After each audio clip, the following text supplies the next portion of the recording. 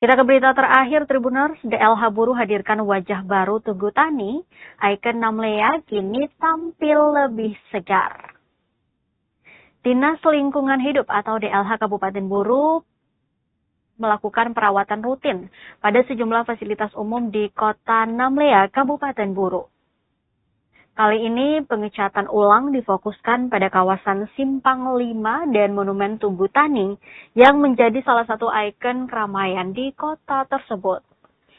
Berdasarkan pantauan tribunambon.com, sekira pukul 2:30 siang waktu Indonesia Timur, Kamis 20 November 2025, memperlihatkan tampilan baru Monumen Tugu Tani yang kini hadir dengan balutan warna hijau dan oranye.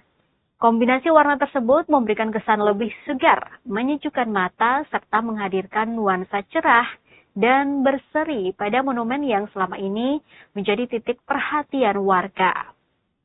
Pengerjaan pengecatan sudah berlangsung sejak kemarin.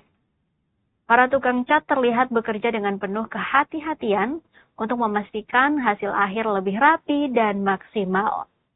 Abi, salah satu petugas pengecatan, menjelaskan bahwa pekerjaan tersebut merupakan penugasan dari Dinas Lingkungan Hidup Kabupaten Buruh.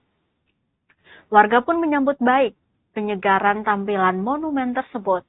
Mulyati, salah satu anak muda Namlea, mengungkapkan rasa senangnya melihat wajah baru Tugu Tani.